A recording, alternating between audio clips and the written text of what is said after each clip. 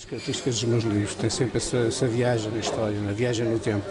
Eu vou sempre buscar o que se passou há uns 500, 400 anos, personagens dessa época e ilustro com as minhas próprias experiências e vou um bocadinho em busca daquilo que ficou dessa passagem de pessoas como o Fernão Mendes Pinto e no caso particular a mim o Fernão Mendes Pinto pode ser considerado um daqueles, ele não era propriamente um levantado, um amisiado, aquelas pessoas que atuavam um bocadinho à margem da coroa, de alguma forma até era, portanto atuou como tal.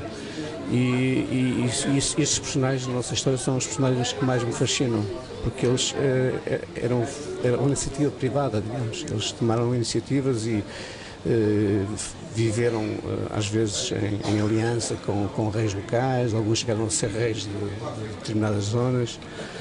E pronto, o Fernão Mendes Pinto é o mais conhecido desses personagens. Foi uma pessoa multifacetada, foi um bocadinho de tudo, foi diplomata, foi soldado, mercenário, pirata, missionário, escravo. Estamos aqui para apresentar o mais recente livro do Joaquim Magalhães de Castro. Passaria de imediato a apresentar a doutora Ana Paula Labrinho, que vai falar do livro. Ela é licenciada, mestre e doutorada pela Faculdade de Letras da Universidade de Lisboa.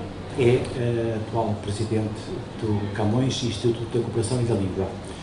Do outro lado da mesa, o Joaquim Magalhães de Castro, a nossa vedeta deste fim de dia. Este é um dos já inúmeros livros que o Joaquim publica e que, enfim, que fala do património português do Oriente. É uma região geográfica que ele tem privilegiado em todas as suas obras.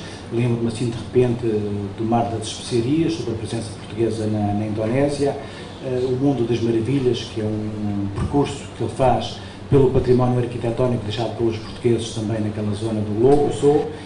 É jornalista, fotógrafo, tem-se dedicado sobretudo, e este é um bom exemplo, este livro, à divulgação. O Fernão Mendes Pinto, que é de facto um dos nossos grandes escritores. Fernão Mendes Pinto não será dos mais conhecidos, mas é efetivamente um dos grandes escritores, e hoje, quando nós falamos no período do Renascimento e falamos em Camões, quase que falamos sempre a par. Não se pode falar de Camões sem se falar de Fernão Mendes Pinto, como também não se pode falar de Fernando Pessoa sem se falar de Camões. Por isso, de facto, no caso de Fernão Mendes Pinto e Camões, que aliás há um aspecto que é curioso, é que eles praticamente morrem na mesma altura, Camões em 1580 e Fernão Mendes Pinto em 1583, cada um de um lado do rio, Camões em Lisboa e Fernão Mendes Pinto em Almada. Andaram pelos mesmos lugares, não exatamente no mesmo período, mas é difícil até imaginar que não se conheceram. Aliás, devo dizer que se eu tivesse veia de escritora, aquilo que eu gostaria era de escrever uma obra ficcional, naturalmente, sobre o encontro destes dois autores. A Peregrinação, quando sai, e sai tardiamente, foi um best-seller, como hoje temos um Dan Brown. A Peregrinação, para a época, foi uma coisa semelhante, foi publicada nas várias línguas cultas, digamos, da época, em francês, em baixo alemão, que hoje chamam o neerlandês, em alemão, em inglês, enfim, teve uma enorme, com várias edições, nos mesmos anos, saem várias edições, chega a ser comparado com o Quixote, porque aliás publica-se quase ao mesmo tempo. De facto, penso que o Joaquim Magalhães de Castro sentiu-se muito irmanado nas viagens de Fernão Mendes Pinto, e talvez, arrisco-me a dizer, que seja das muito poucas pessoas que faz um percurso e que vai a lugares que o Fernão Mendes Pinto também foi. Penso que poucos portugueses, pelo menos, terão feito um percurso de lugares tão idêntico, não como o Fernão Mendes Pinto fez, mas já não viajou em caravelas, mas a verdade, caravelas e cavalos e a pé, etc.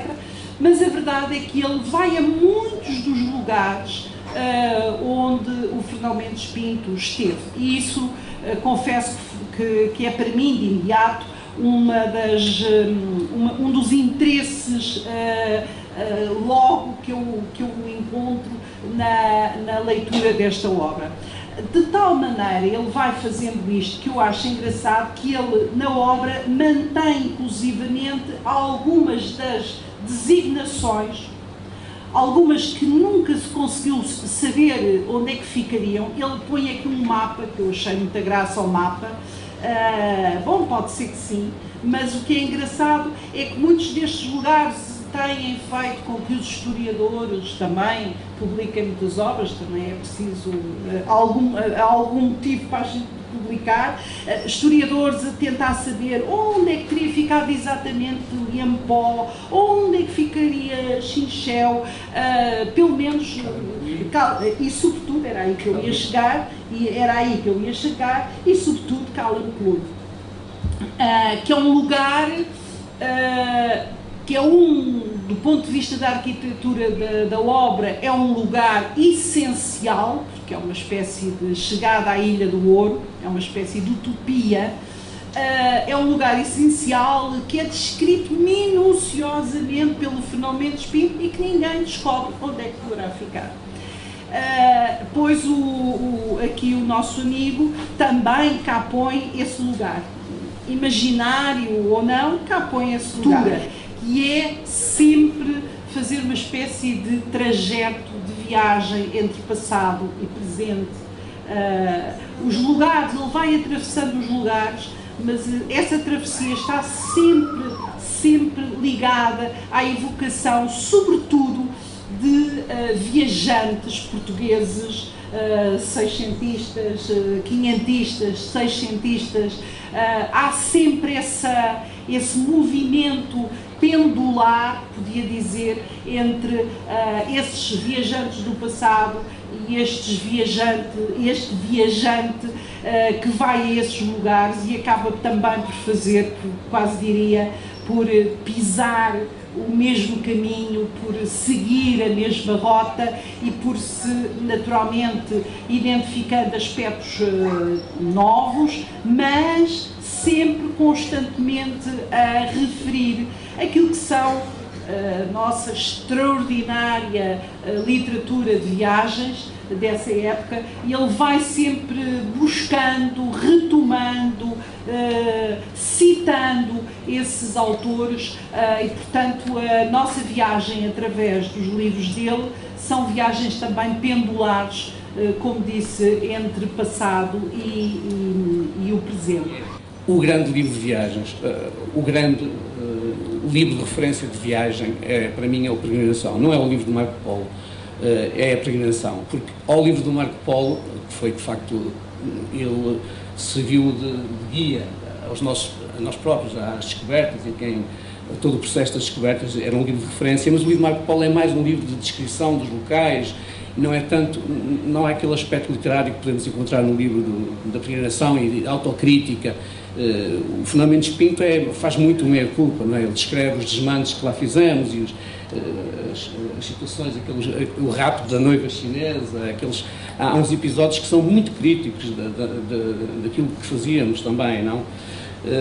Mas o que eu digo é que eu ficaria muito contente que o Fernão Mendes Pinto ficasse a ser mais conhecido, porque acho que nós precisamos de heróis, e nós temos destruído os nossos heróis, nós não assumimos os nossos heróis, temos um preconceito incrível em relação aos nossos heróis, e devemos assumi-los com orgulho, e eu tento contribuir para isso, trazendo para junto do grande público, porque muitas vezes estes personagens, o Fernão Mendes Pinto é o caso mais conhecido, é aquele que a gente conhece, apesar de tudo, apesar de ser pouco conhecido, é o mais conhecido. Eu acho que ele devia ser muito mais conhecido e muito mais divulgado, mesmo a nível nacional. Devia ser ensinado nas escolas, a Peregrinação devia ser ensinada nas escolas, devia ser obrigatório, porque é um mundo, é a descoberta do Oriente pelos portugueses.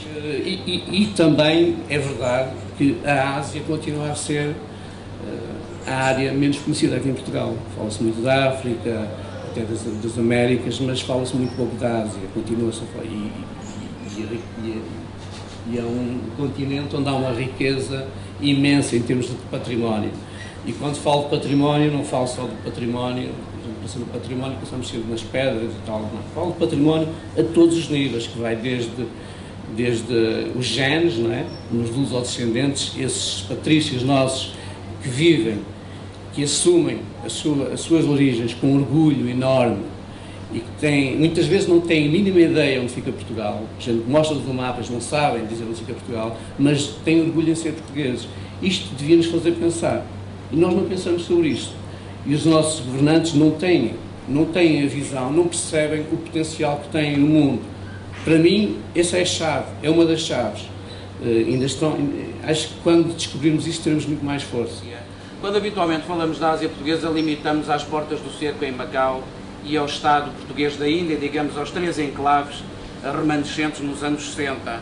Eu encontro em todas as passagens da Ásia. Eu trabalhei 5 anos na Tailândia em investigação, tive de aprender a língua e, sobretudo, trabalhei com os lusodescendentes. Há um império invisível de portugueses que tens conseguido revelar ao longo dos anos, coisa que nenhuma tentativa foi feita do ponto de vista universitário. Do ponto de vista do atrevimento e do contacto com essa realidade, tu tens feito o trabalho antropológico de campo através das fontes históricas e documentais que localizam esse império português na Ásia. E por outro lado, isso não resisto, há uma dimensão heroica que nos tem feito querer esquecer da presença portuguesa na Ásia, que não se limita só ao património edificado e ao património genético, mas a uma ideia que na Ásia se mantém de Portugal enquanto potência histórica. Tem feito os possíveis e os impossíveis para fazer crer aos portugueses que voltamos novamente aos limites do conhecimento do mundo no século XV, isto é, Cabo Verde e Antuérpia, neste caso a União Europeia. E felizmente tu tens revelado aos portugueses a grandeza deste povo e aquilo que foi capaz de fazer e cujos ecos remotos ainda atualmente encontramos. Já só para terminar, peço desculpa pela minha intervenção, há uns anos, também no norte da Birmânia, entrei numa pequena aldeia onde havia uma casa onde alugavam uns quartos onde se podia dormir, não havia hotéis, não havia pensões. E mostrei-lhe o meu passaporte ao dono, tez muito escura, e disse: olha, sou português. E ele, curioso, eu também sou português, sou católico, e é essa a imagem que Portugal tem na Ásia. Isto é, Portugal confunde-se com os limites e com a presença do catolicismo na Ásia. Outra coisa que nos querem fazer querer esquecer.